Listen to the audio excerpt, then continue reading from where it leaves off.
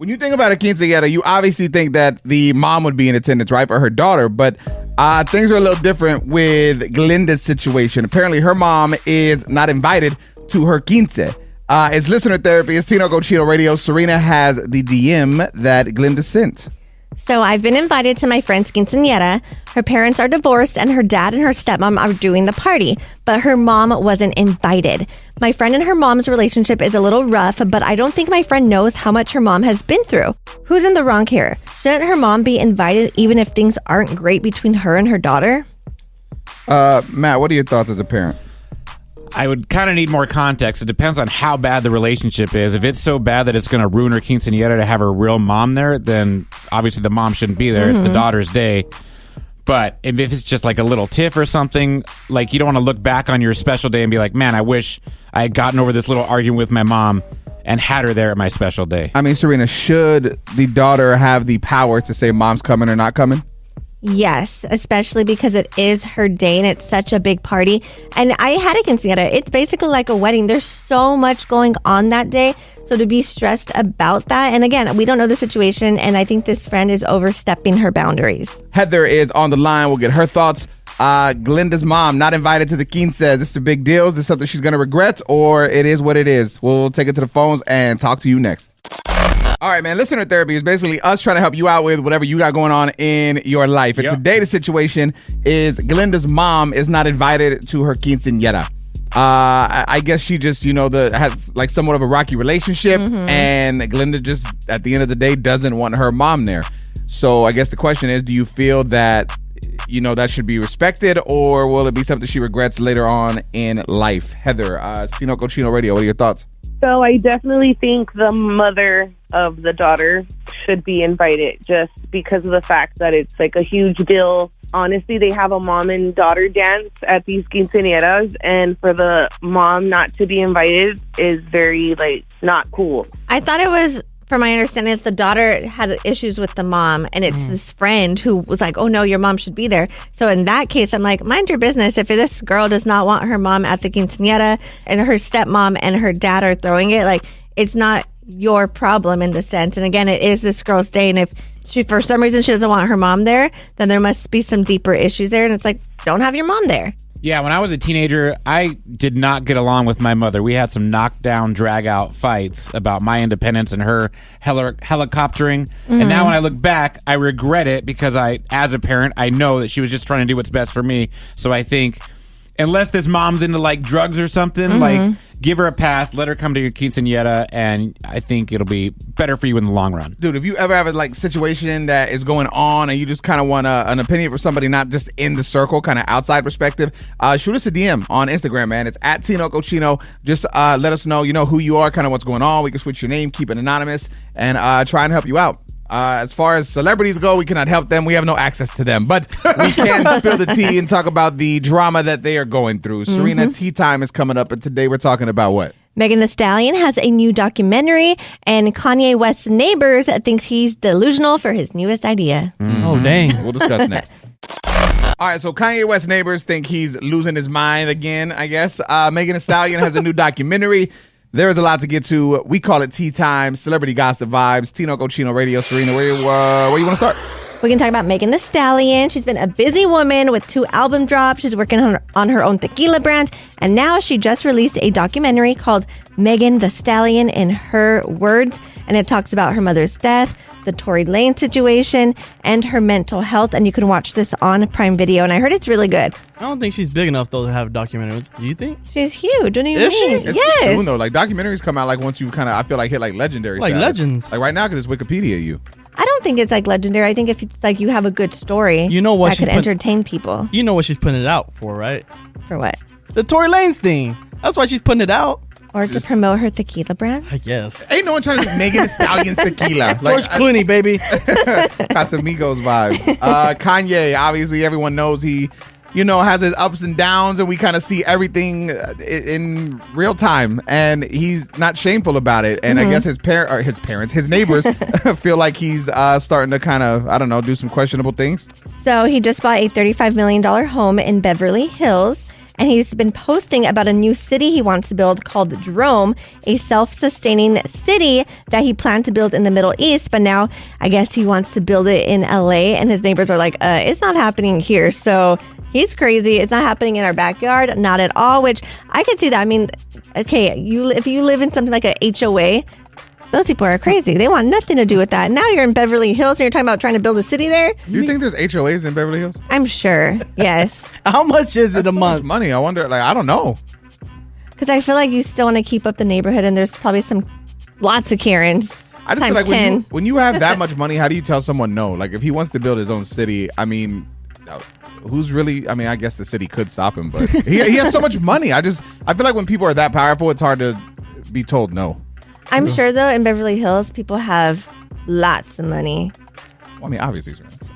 But I'm saying they probably have more than him, so they're like, no. If they live there, Look, if we're talking a lot of money, have you ever heard of a decillion dollars? No. This is a real thing, a decillion dollars. Russia wants Google to pay a decillion. Or it might be 10 decillion. Let me get these facts together. We'll come back. We'll talk about this next. It's wild.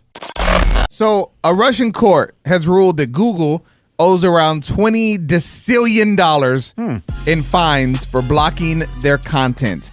It's Tino Cochino Radio. To be clear, yes, we said decillion with a D. That is 33 zeros. So to put that in perspective, the World Bank estimates global GDP to be around 100 trillion, which would mean that Google would have to actually find more money than what actually exists in the world to pay the fine. Oh, wow. Just put it on a credit card. And the company reported in its last earnings statement, we have ongoing legal matters relating to Russia. So, I mean, this is a real thing, but if the money doesn't exist, how do you pay it? How does a foreign country sue you? What is the point? Like, it's like, you know how sometimes you sue for a crazy amount of money and then you actually settle? Is that what this is? I was just going to say. What are they going to end up with? $2,000? No. You know what I mean? $1 trillion.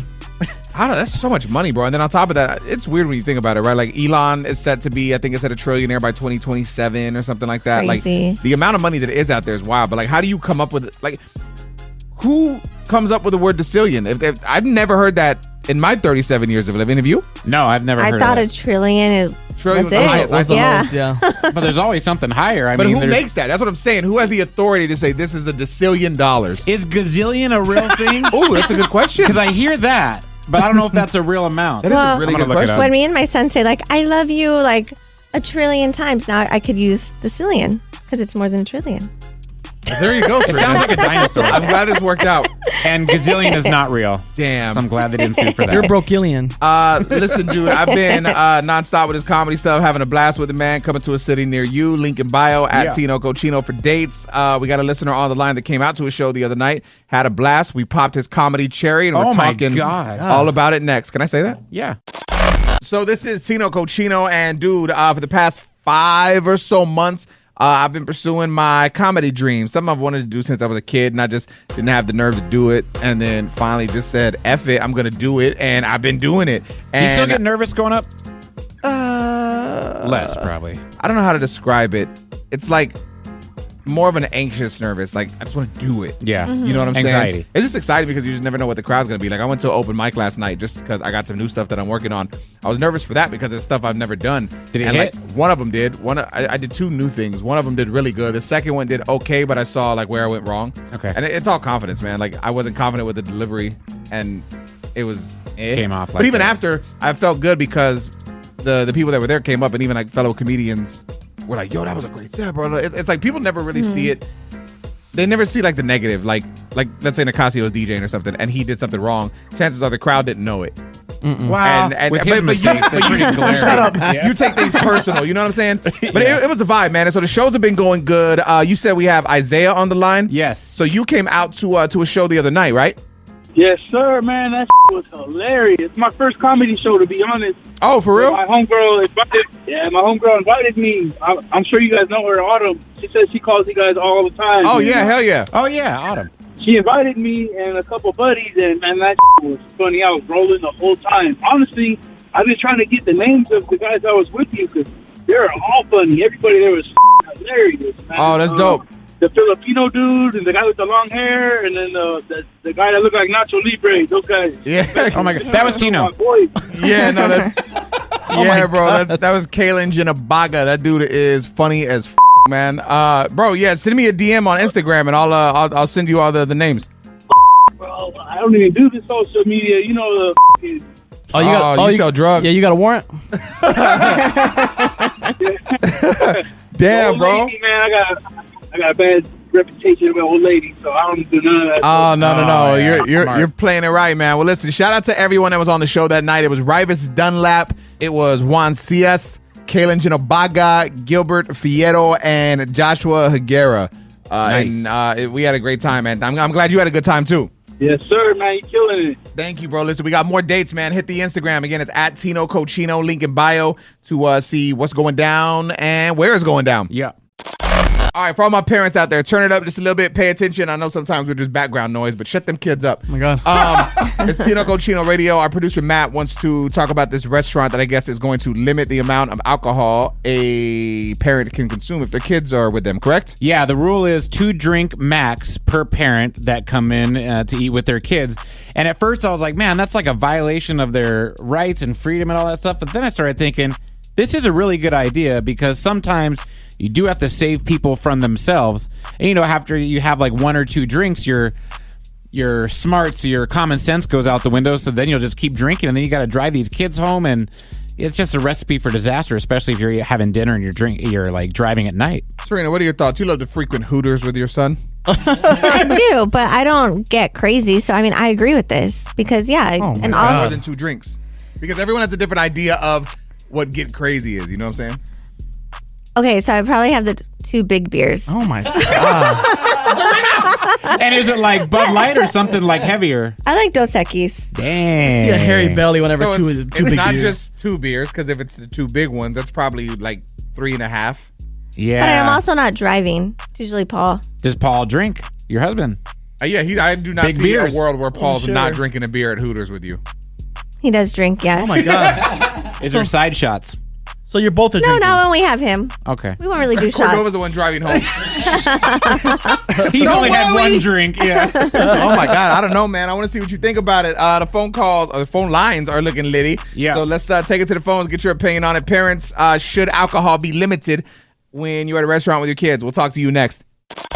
All right, so we're talking about this restaurant that basically wants to limit the amount of alcohol parents consume when they're at the restaurant dining with their children. Our producer, Matt, agrees. He thinks it's a great idea.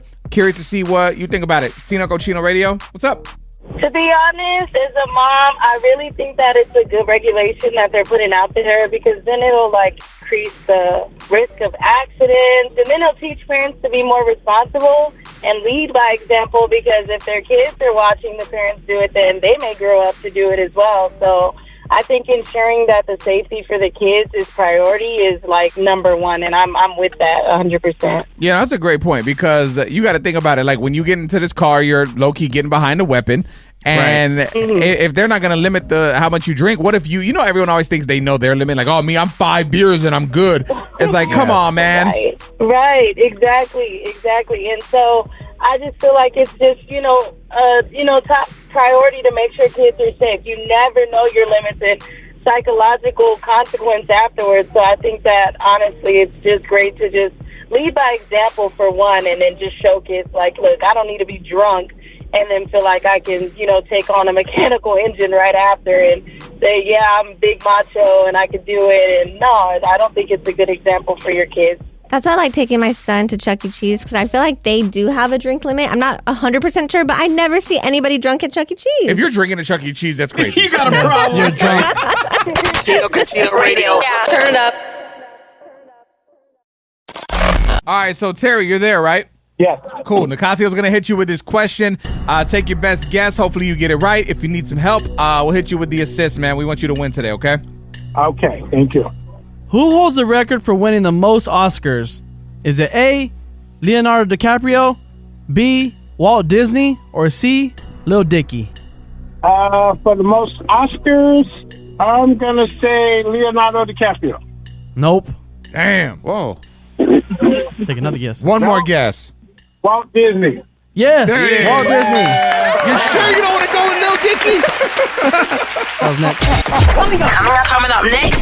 Tino Cochino Radio. The Olympic breakdancer Ray Gunn is offering $10,000 if you can dance better than her. Yes. Oh my God. She's going to be paying out a lot of money. We're talking about this next. So everybody in the world knows Raygun, the breakdancing Olympian. Yes. She received a lot of flack, man. A lot of people said she wasn't breakdancing at all. She was just up there, hitting a little, I don't know. What the hell was she doing? I don't know. She's a very popular Halloween costume, right? Wasn't she ranked in the top 10 this year? Number 2, I think. That's crazy. So she's offering $10,000 if people can dance better than her? Yeah, so it's this little video, and it's like, so I heard you think you could dance better than me. Really? Let's find out. And then she starts going into her moves, which when I was watching it, I'm like, okay, maybe she's going to redeem herself. And I'm watching it, I'm like, nope. Same old crap. It's same stuff. And the comments are just roasting her, saying like, this is what happens when you give kids participation trophies. Oh, yeah. So gentle parroting. I mean, how is she going to have, where's she getting the $10,000 from? And how can you prove you dance better than her? It doesn't say, but I'm like, well, who's judging? Because is it going to be like your friends and family? Right. She thinks she can dance, so she can't be the judge. I mean, I love the confidence. I do, but... Yeah. Well, she was in the Olympics for a reason. She's got to... I just think the way she was dancing, she was just trying to be really technical. And, people don't understand that, I guess. Well, in the video that she posted, it's still not great. Oh, the Peter Griffin. The Peter Griffin meme was the best. Tino Cucino Radio. So when I first saw this story, it said that it was just U.S. airlines. And then I saw another story that said the Department of Transportation has ruled that all airlines must refund passengers for flights that are delayed or significantly, that are canceled or significantly delayed.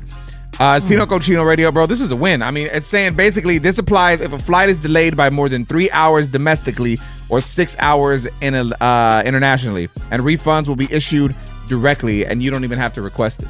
Good. Wow. Because for my bachelorette party, I got stuck in the city that we went to because it was raining and our flights were canceled. But then they just gave me a flight credit, but I still had to stay in the city. So I had to book the hotel and then book another flight with a different airline. Yeah, I just had another flight that was delayed domestically by about 5 hours. And Southwest sent me a $100 gift card. I'm like, bro, this doesn't even cover the flight. Yeah, I was going to say. Not even one way. Oh, my God. I can't stand, whenever, airlines, the rewards programs, if you were to, say if I were to book you guys a flight, I can't get the points for you guys. I can only get the points for myself. They need to change that. Yeah, I agree. That's stupid. There's so many things they need to work on. But and you would think so many people fly, right? It's like a $1 billion, probably $1 trillion business. Crazy. So many people fly. You would think they have this thing figured out by now. Maybe if we all band together and we voice our struggles with these airlines. Good luck. How many times have you got on Twitter and complain about Southwest? Oh, numerous times, and they'll respond to you, but they don't give you anything. Look, dude, I want to talk about prioritizing your partner. It's very important, and Jessica Alba agrees. We will share it with you next. When it comes to prioritizing your relationship, it is very important. With kids, without kids, your partner has to be a priority. And Jessica Alba agrees with this. I want to share it with you, and we'll talk about it. It's Tino Cochino Radio. Listen. The second you don't think it's a priority, and not just you both have to think it's a priority. And the second one of you checks out, it's over. So whenever I get to the point, and it, by the way, it happens a lot. And if we can just be real with what's not working and what's not cool, and then check in and kind of unpack that and spend the time to unpack that. You can't think that something's just going to fix itself. And kids make it much more complicated, and it exacerbates everything, right? And so you have to constantly communicate and both want it to work. Yeah. The second you don't want it, it's over. Serena, what's that sound like to you? It sounds real because when you have kids, it literally changes your whole dynamic of the relationship. And I think it was last week we were laying in bed and I told my husband, I'm like, when this second baby comes, we have to promise that we're going to make enough time for each other. And remember, we are on the same team. We're against them. It's got to be low-key a scary thing because you guys are already so busy with both of your schedules and the kid you have now that it's been kind of tough to manage. And so now you throw a whole nother child into the mix. I'd be a little worried. And it's a little scary. Well, I don't want to say scary because we're excited, but we don't know what to expect. The dynamic of everything. If there's already rough patches in the relationship, can you imagine what the second baby will do to it? Damn. I wouldn't say rough patches. but we annoy each other. Have you patched them up? Said this. Oh, that's a good question. So that goes back to what Jessica was talking about. Like she said there's always going to be, it happens a lot. There's always going to be disagreements going back and forth, but you have to unpack it. That way it doesn't happen again. Do you guys unpack the drama? Yes. Weekly. Oh my God. I don't know. I mean, I guess while we're on the topic of Serena and disagreements with her husband, he wants to become a tree. Yes. Now it sounds weird, but he also wants Serena to become a tree. Yes. And I don't think you're for this. Yeah. How can one become a tree? We will discuss next. Like a pine tree? I want to say a month or so ago here at Tino Cochino Radio, we had talked about when you pass away. I guess now there's this company that will take your, I don't know if it's ashes or body or how they do it, but they basically plant you into the ground and you turn into a tree. Yes. Or something like that. Your husband wants to do this, Serena. Yeah, so it just popped up on his timeline and he was reading it. And yeah, it's the same thing. Like I believe it's your ashes. You're put into like this eggshell looking thing, and then you're put into the ground. And when it breaks down, it has like the nutrients and the seeds. You and become the tree, basically. Yes. Yeah. So instead of cemeteries, the idea would be to have like these fields of all these trees. So my husband's like, this is a great idea. I want to be a tree. And he's like, we should do this together. And in my head, I'm like, well, who's going to take care of this tree? Yeah, what if one dies? Then you die forever. Yeah, well, I'm like, let me rest. That would be your son's responsibility, right? You're grooming him to take care of you. Or the place wherever it's buried at, right? Yeah, like a cemetery full of But trees. then what if I get hit by lightning? There's all these types of things. Well, I'm like, damn, you died twice. I don't even think you'd be a tree, Serena. I think you'd be weeds. Oh my God. Because your personality and just how you were in life on Earth. weeds are stubborn and they always come back. What if you were a bush? What kind of bush? I don't know. A burning bush like the Bible? Are you saying that because she has a bush? Oh my God. Tino Cochino Radio.